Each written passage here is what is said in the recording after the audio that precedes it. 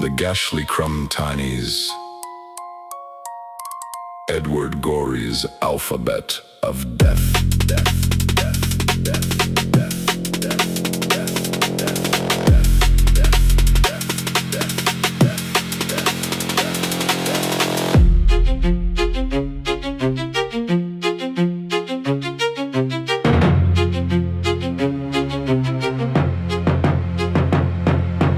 A is for Amy who fell down the stairs. B is for Basil assaulted by bears. C is for Clara who wasted away. D is for Desmond thrown out of a sleigh. E is for Ernest who choked on a peach. F is for Fanny sucked dry by a leech. G is for George smothered under a rug. H is for Hector done in by a thug.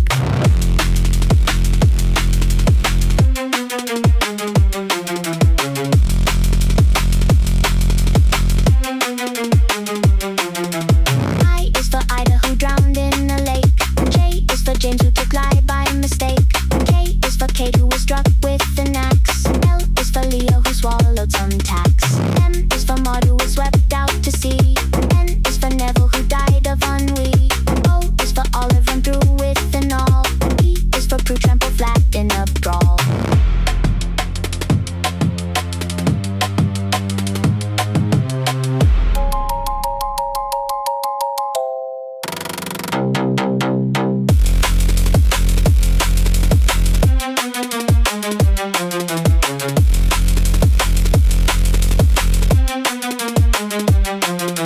Q is for Quentin who sank in the mire. R is for Rhoda consumed by a fire. S is for Susan who perished of fits. T is for Titus who flew into bits. U is for Una who slipped down a drain. V is for Victor squashed under a train. W is for Winnie embedded in ice. X is for Xerxes devoured by mice. Y is for Yorick whose head was knocked in. Z is for Zilla, who drank too much gin.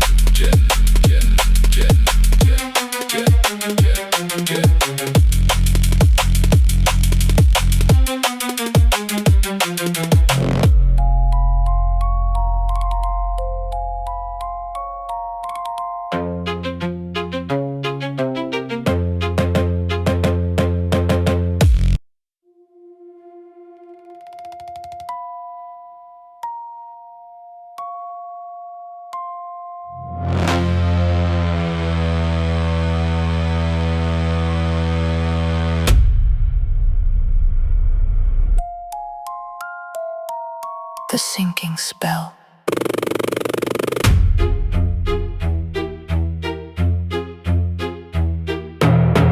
Oh, look, there's something way up high. A creature floating in the sky. It is not merely sitting there, but falling slowly through the air. The clouds grew pink and gold, its knees were level with the evening trees.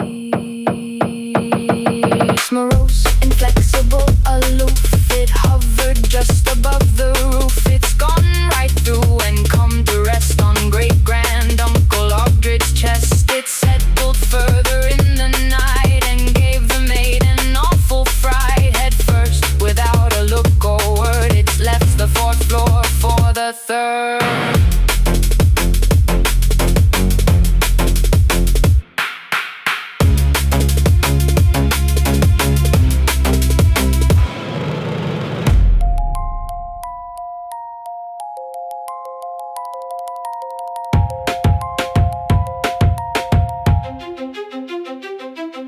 The week went by, it made its way a little lower every day. Each time one thought it might have stopped, one found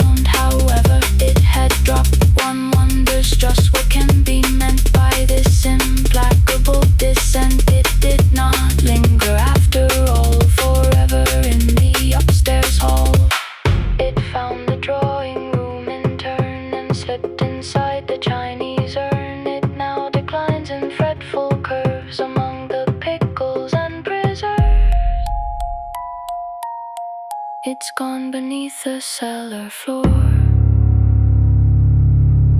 We shall not see it anymore.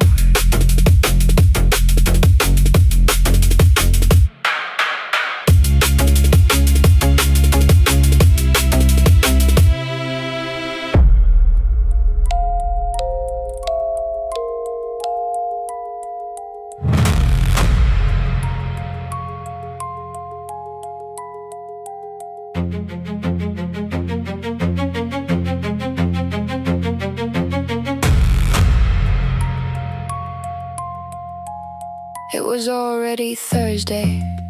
His lordship lost a limb. He filled the baths and went to the lake. The Throbblefoot spectre loitered by the shore. He gave it string and left it wanting more.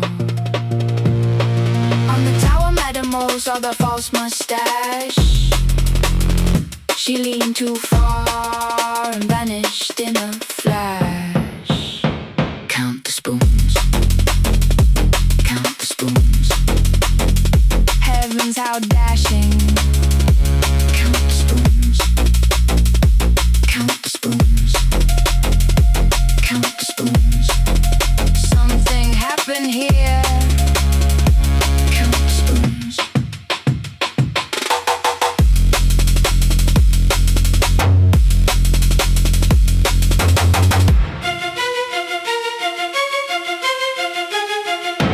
He destroyed the letter, unread, then stepped backwards into the waterbed. A bat, or maybe just an umbrella, came out the shrubbery like a bad omen. The people in the dinghy fanned out with delight. Echo caught it back in the fading light, but the vicar changed in the distance. Guns in the day went thin as the dusk came on. Count the spoons.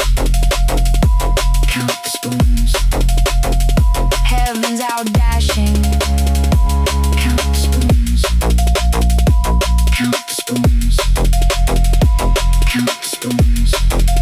Something happened here. Count the spoons. No message from the asylum, so they drifted to the kiosk. The cakes were green and the urn was lost. A card on the table, one word only: farewell.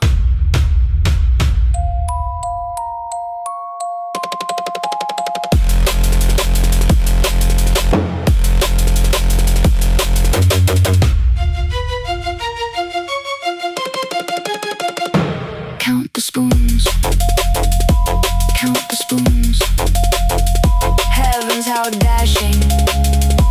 Count the spoons. Count the spoons.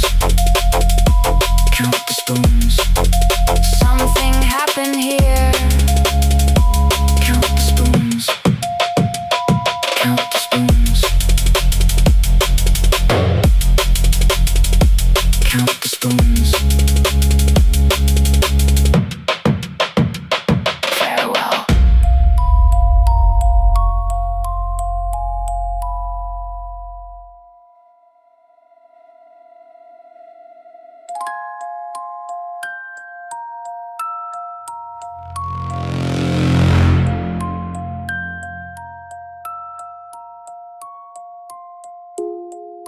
What has become of Millicent Frastley?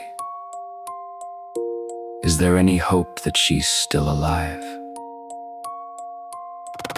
Why haven't they found her? It's rather ghastly to think that the child was not yet 5. The dear little thing was last seen playing alone by herself at the edge of the park. There was no one with her to keep her from straying away in the shadows and oncoming dark. before she could do so, a silent and glittering black motor drew up where she sat nibbling grass. From within came a nearly inaudible twittering. A tiny green face peered out through the glass. She was ready to flee when the figure beckoned. An arm with two elbows held out a tin full of cinnamon balls. She paused a second, reached out as she took one and lifted her in.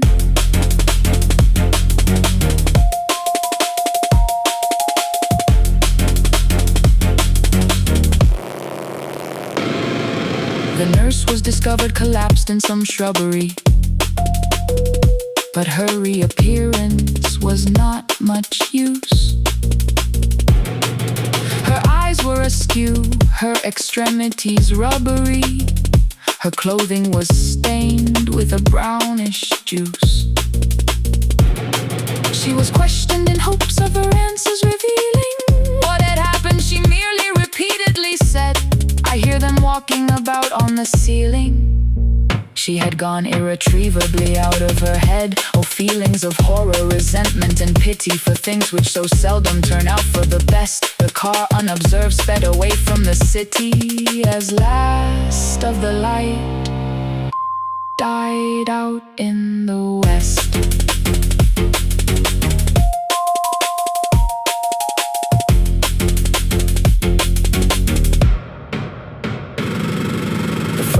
Grew sick with apprehension, which a heavy tea only served to increase.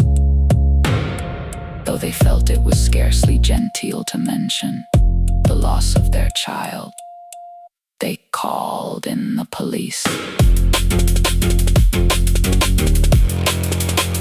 Through unvisited hamlets, the car went creeping with its headlamps unlit and its curtains drawn. Those natives who happened not to be sleeping heard it pass and lay awake until dawn. The police with their torches and notebooks descended on the haunts of the underworld, looking for clues. In spite of their praiseworthy efforts, they ended with nothing at all in the way of news.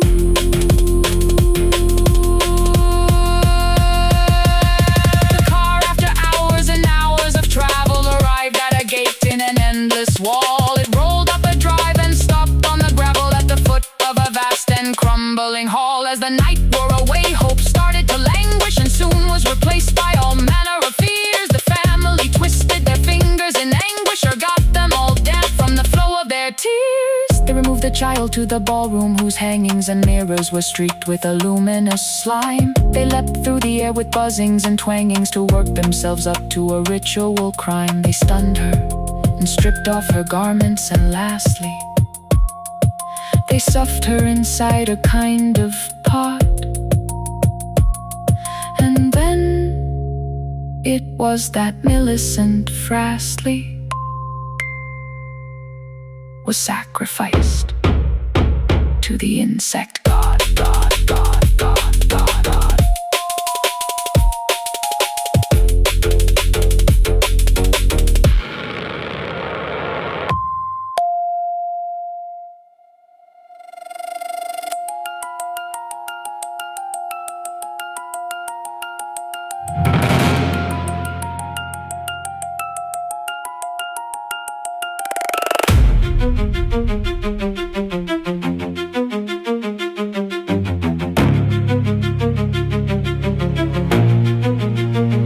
The summer I was 11, I climbed and climbed and climbed endless stairs in foreign houses, getting sick on strange designs. They told me, look at that view now, like a picture I should hold. Bad weather, ugly magazines, and I learned to stay still and fold. And after lunch one bright day, my parents went away. Miss Scrimshaw said, come with me, there's someone you should meet today. Le Crapaud Bleu,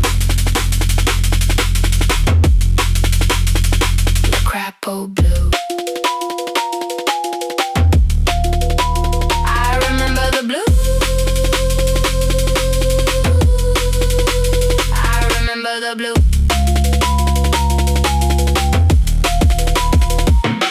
Mr. Craig in the garden, no socks on the rain. Le Crapaud Bleu, Le Crapaud Bleu, and nothing felt the the same.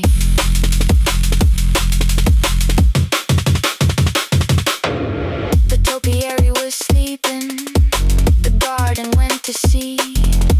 He kissed her hand so gently, like a thing I'd never need. They spoke of famous people, of things they had done and been. Tea went pale in a cup of glass, and ginger burned between. He asked me if I liked paper, a strange and tender thing. Said his albums waited upstairs, full of beautiful pieces. The crapo blue, the crapo blue.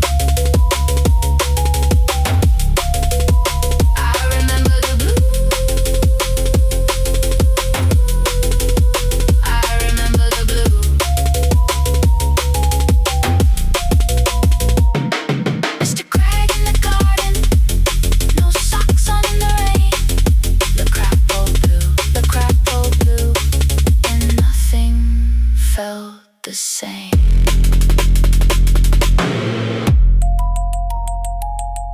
I promised him some envelope, the insides I had saved. Miss Grimshaw said adieu now, and I tried to be brave. Years went by and more years. I was careless, I confess. Then one day the note found me, and my heart went strangely less. He had died that autumn, long before I found the drawer. On the newspaper I read it, and I stood there wanting more. Pretty strips of paper were waiting in my hand. Then the window opened softly, and they slipped out like sand. The crapo blue,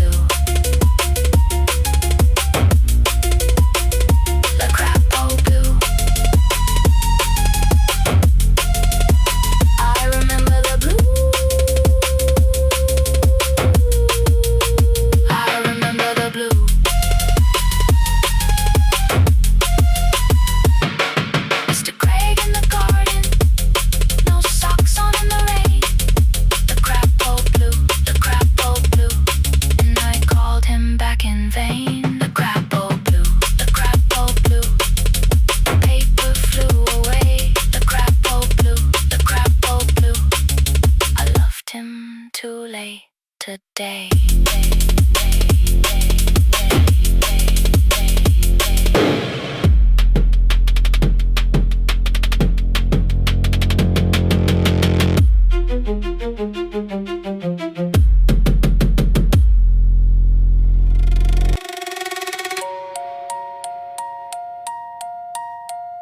The Doubtful Guest.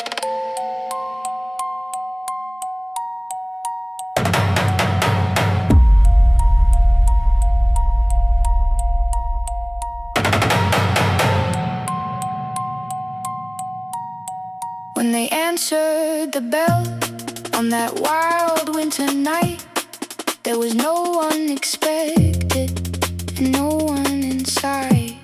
Then they saw something standing on top of an urn, whose peculiar appearance gave them quite a turn. All at once it leapt down and ran into the hall, where it chose to remain with its nose to the wall. It was seemingly deaf to whatever they said, so at last they stopped screaming and went off to bed. It joined them at breakfast and presently ate all the syrup and toast and part of a plate. It wrenched off the horn from the new gramophone and could not be persuaded to leave it alone.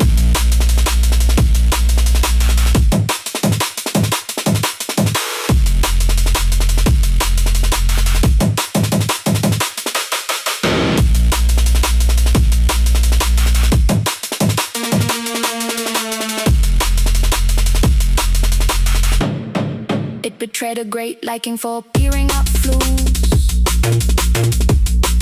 and for peeling the soles of its white canvas shoes. At times it would tear out whole chapters from books, or put roomfuls of pictures askew on hooks.